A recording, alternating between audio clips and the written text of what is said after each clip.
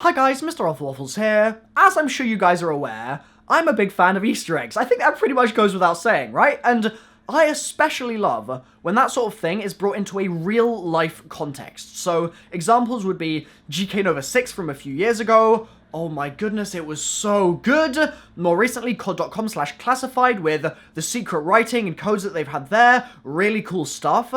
And I think Omen by HP noticed my love of that kind of thing because they hit me up a few weeks ago, right? And they basically said, Milo, we have custom built a real-life Easter eggy sort of styled challenge for you to come take part in Germany. We want to fly you out and have you come vlog the entire thing. And I was sitting there like, bruh, this sounds so cool. So obviously I said yes. I've recorded the entire day. I'm going to roll those clips now. I walk you through the entire challenge too, so you really get an idea of what it was like to take part, and then I will clock back in with you guys at the end. Enjoy. My room right now is a tip. It's such a mess. Holy moly, there's stuff everywhere because I'm going to be going to Germany to basically do like a real-life Easter egg hunt. I can't freaking wait. It's going to be amazing. I'm taking you with me. Let's do this. In the airport, I'm just about to get on the plane. I'm the last person. All the planes are going to be back there. Basically, I just got to get on. I hope I don't miss the damn flight. I should probably hurry up. And then we're going to be on the way to Berlin. Very exciting. Just through there is my plane, but you can't see it because the blinds are in the way.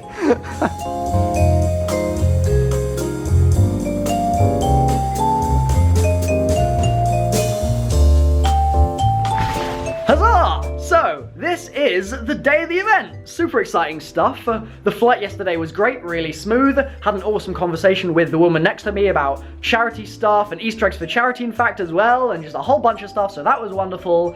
And then got here, had a snooze, and now it's time to start getting prepared for the event. My teammate has arrived, and it's time to unveil them.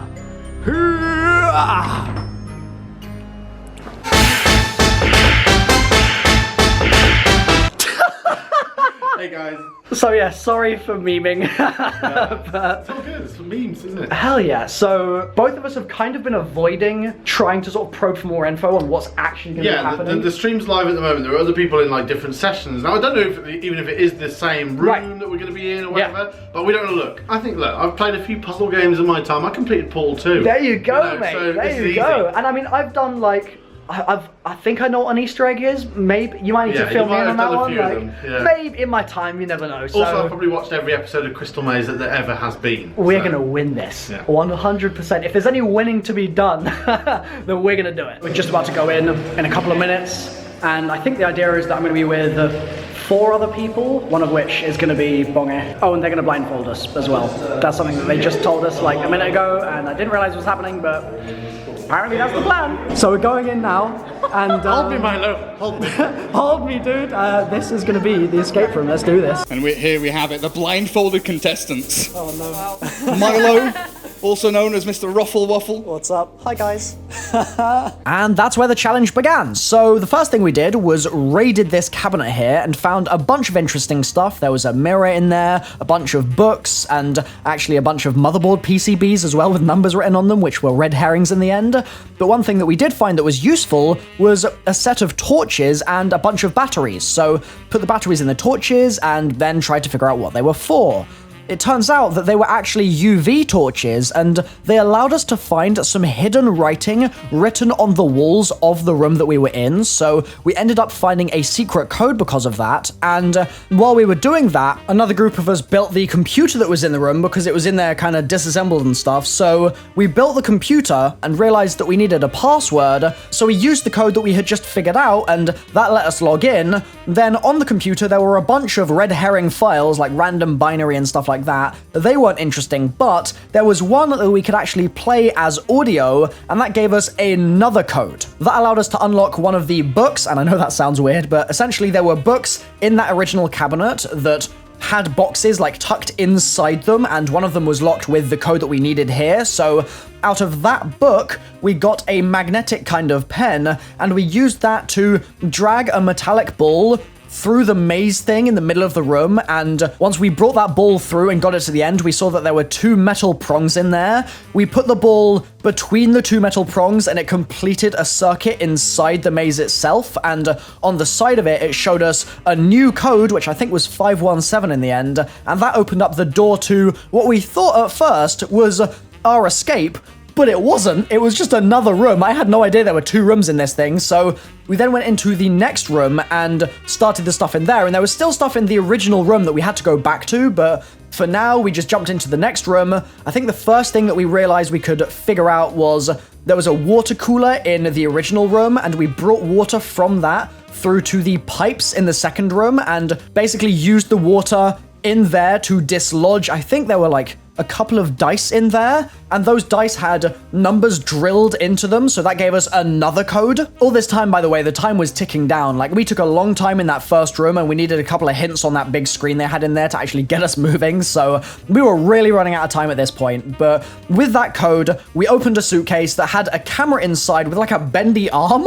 so we stuck the bendy arm of the camera in the box that was in that room with holes drilled in the side, and we found that there was a message in there saying something about the letters that were on the floor mat in that second room, so we decided to stand on all of those letters, and once we did that, looking down at the letters that were remaining, we found that it actually was another code. Like that first line, for example, you can see here was TWO with the remaining letters, so it was like 245 or something like that. So that's another damn code. That allowed us to unlock a gun that was in that room, kind of chained down, and we used that to shoot something in the first room, which was like a white kind of panel with 5 targets on it. That, when we activated it, allowed us to play a game in the second room on the wall, but because it took us so long to hit the targets, we only had like a minute left at that point, so we just started spamming the buttons on here. I'm out there thinking, yo, this is like the Zombies in Spaceland Easter egg right now, like what's going on here? These melody bulbs, what's the deal? But unfortunately, we couldn't figure the game out in time, so we technically lost the challenge. But we still managed to get pretty much all the way through to the end, minus 1 or 2 little things here or there, but we won't talk about those, that's fine. So, a pretty good attempt overall, but unfortunately didn't quite make it out. Room number 1, a bit dodgy. A little bit dodgy. What do you think was the biggest challenge out of that first room? Getting out? Fair enough. It was difficult, man. This is the room that we escaped into. We've got the setups behind us of all the new stuff. So there's a desktop there, and then they've got the laptops as well. And unfortunately, we were too terrible at the escape room to actually make it in here legit. So this is stuff that I don't deserve right now. So at this point, we actually got a chance to try some of the stuff that was on display in the kind of rewards room area thing. So they had keyboards and mice in there. They also had screens, as you can see on screen just here. Screens on screens, very funny. But they also had, obviously, the laptops and desktops, and it was cool because I've been looking into making some VR videos recently and just playing some VR games, and obviously the desktops can handle those like a boss. They've got water cooling, etc., so they handle them just fine. But the fact that the laptops can as well, like they've got desktop GPUs in the laptops so they can still handle VR stuff, which I just thought was awesome. So that was really neat to see. That was basically the end of the event though, so after that I flew back to the UK, and that very same day flew all the way to LA for E3, and I think that's going to be a separate vlog on my channel, so look forward to that sometime soon. So there we have it, super fun day. And I was really glad to be able to catch up with Adam as well, because I haven't actually seen him in a while, so that was really cool too. And just generally, the fact that Omen by HP even bothered to build an entire room for us to try and go through like this, I don't know, man, it's just super unique. You don't see that very often at all. So massive thank you to them for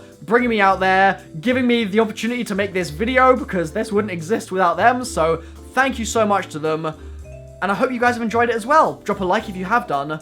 I've been Mr. Waffles. This has been my failed attempt at a real-life Easter egg, and I will catch you guys next time. Bye-bye.